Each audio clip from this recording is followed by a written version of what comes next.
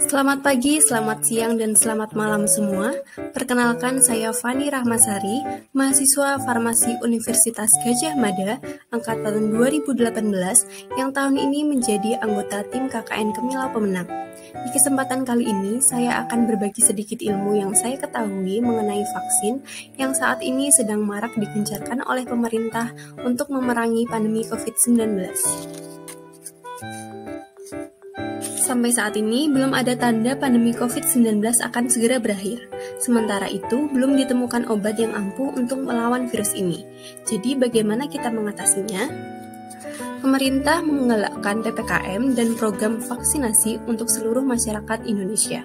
Sebelum itu, mari kita lihat terlebih dahulu bagaimana sih perkembangan kasus COVID-19 ini di negara kita. Nah, di sini jumlah kasus di Indonesia per tanggal 30 Juli 2021 mencapai 3.372.374. Sedangkan jumlah yang sudah divaksin per tanggal 30 Juli 2021 mencapai 46.805.993. Lalu, apa sih itu vaksin? Vaksin merupakan suatu upaya untuk mencegah infeksi virus dengan meningkatkan kekebalan tubuh manusia. Kenapa sih kita harus divaksin?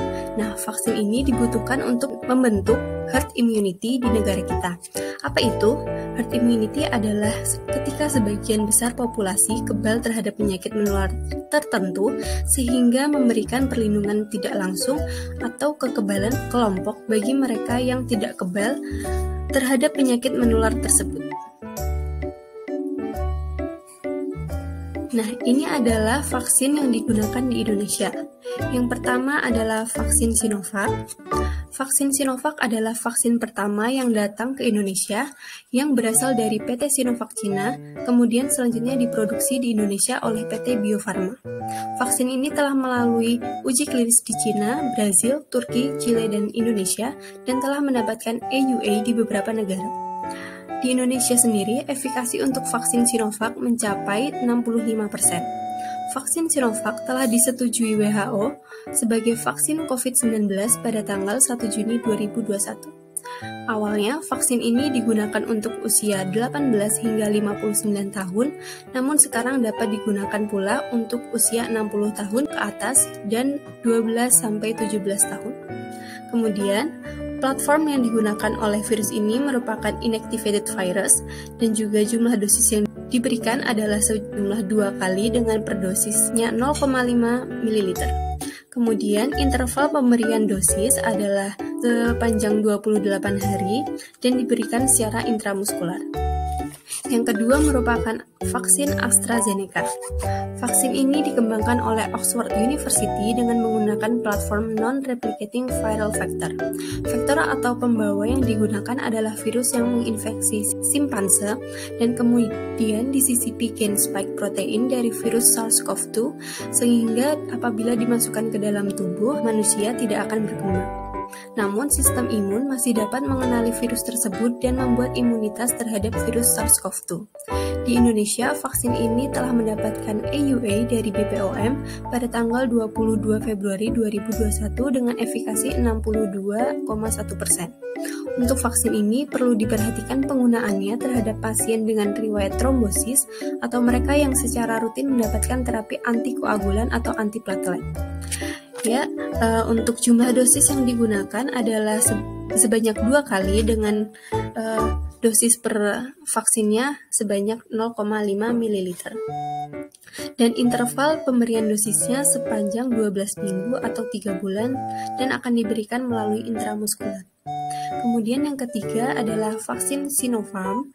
Vaksin ini menggunakan platform yang sama dengan platform vaksin Sinovac, yaitu inactivated virus dengan profil keamanan yang mirip.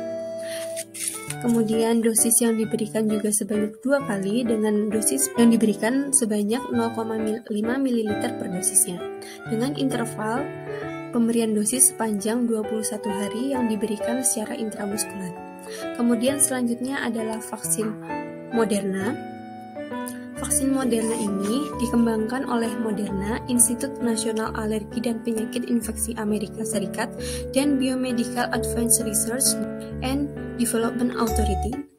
Efikasi vaksin Moderna mencapai 94,1% jika digunakan dalam 2 dosis lengkap. Vaksin ini digunakan pada usia lebih dari 18 tahun. Dari aspek keamanan, kejadian ikutan pasca imunisasi atau KIPI masih normal dan merupakan reaksi wajar dari vaksinasi, seperti lelah, nyeri otot, dan demam. Moderna mengklaim bahwa vaksinnya dapat menghasilkan efek netralisasi terhadap beberapa varian virus SARS-CoV-2, termasuk varian Beta dan Delta. Kemudian, dosis yang diberikan untuk vaksin Moderna juga sebanyak 2 kali dengan jumlah per dosisnya 0,5 ml dengan interval pemberian dosis sepanjang 28 hari dan diberikan secara intramuskular. Yang selanjutnya merupakan vaksin Pfizer. Vaksin Pfizer dikembangkan oleh PT Pfizer Incorporation dan Biotech dengan platform mRNA. Pada tanggal 11 Desember 2020 telah mendapat EUA untuk dewasa untuk umur lebih dari 16 tahun dan pada tanggal 10 Mei 2021 mendapatkan EUA untuk penggunaan pada anak-anak usia 12 hingga 15 tahun. Vaksin ini memiliki efikasi hingga 94,6% hingga dosis kedua digunakan. Mungkin pada awal berita vaksin beredar, banyak masyarakat yang menanyakan mengapa Indonesia tidak menggunakan vaksin Pfizer untuk program vaksin pada saat itu. Hal ini dikarenakan adanya tantangan berupa distribusi vaksin Pfizer yang cukup sulit karena harus disimpan pada suhu minus 70 derajat Celcius. Platform yang digunakan merupakan platform RNA-based dan juga jumlah dosis yang digunakan sebanyak 2 kali dengan dosis yang diberikan per pemberiannya adalah 0,3 ml dengan interval pemberian sepanjang 21 hingga 28 hari diberikan secara intramuskular.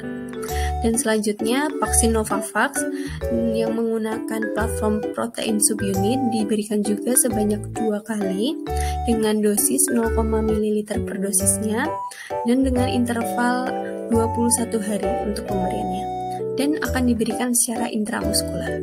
Ya, sedari tadi mungkin kita telah mendengar istilah EUA. Apa sih itu EUA?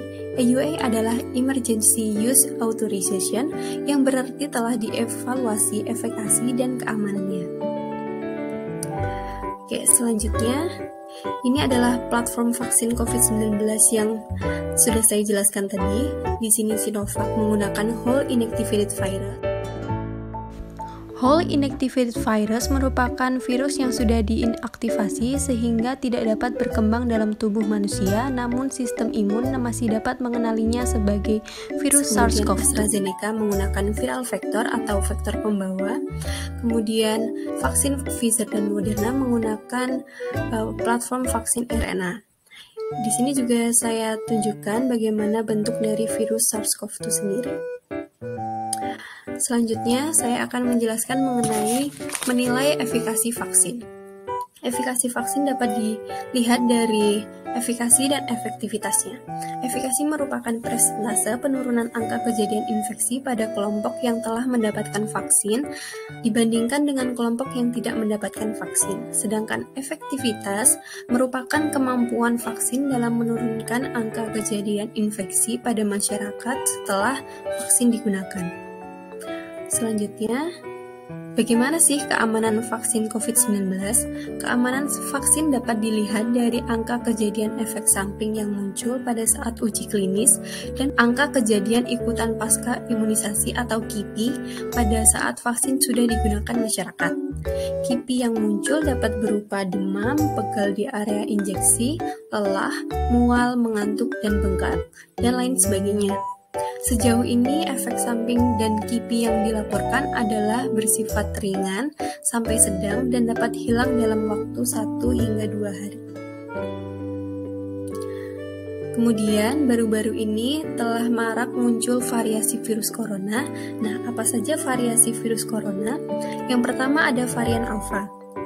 Yang pertama kali diidentifikasi di United Kingdom pada September 2020. Nah, apa sih bedanya varian Alpha dengan varian yang terdahulu? Pada varian Alpha, terjadi peningkatan transmisi hingga 50% dan juga mengurangi efektivitas beberapa antibiotik. Dan juga varian alfa ini tidak ada efek signifikan pada vaksin. Selanjutnya ada varian beta. Varian beta ini pertama kali diidentifikasi di Afrika Selatan pada Oktober 2020 dengan efek meningkatkan transmisi sebesar 50%, mengurangi efektivitas beberapa antibiotik, dan mengurangi efektivitas vaksin tertentu. Kemudian selanjutnya ada varian gamma dan varian delta. Varian gamma ini pertama kali diidentifikasi di Brasil pada Desember 2020. Dan apa sih bedanya varian gamma dengan varian sebelumnya? Efeknya adalah mengurangi efektivitas beberapa antibiotik dan mengurangi efektivitas vaksin tertentu. Kemudian di varian delta yang pertama kali diidentifikasi di India pada Oktober 2020 memiliki efek mengurangi efektivitas beberapa antibiotik, mengurangi efektivitas vaksin tertentu, dan yang paling penting adalah varian delta ini memiliki tingkat transmisi yang sangat cepat. Kemudian selanjutnya, apakah vaksin efektif untuk varian yang baru? Berdasarkan Kemenkes RI, vaksin AstraZeneca dengan 2 dosis lengkap dapat mengurangi risiko hospitalisasi sebesar 60% pada varian Delta dan 66% pada varian Alpha.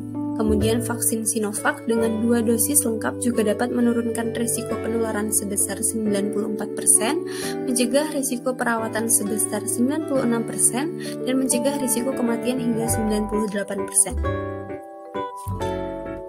Kemudian, beberapa vaksin yang efektif untuk mengurangi risiko hospitalisasi terhadap varian Delta adalah vaksin Pfizer dengan persentase 79 hingga 96% dan vaksin AstraZeneca dengan persentase 92%. Ya, sekian dari saya. Mungkin apabila ada yang ingin ditanyakan dapat langsung menulis di kolom komentar. Terima kasih.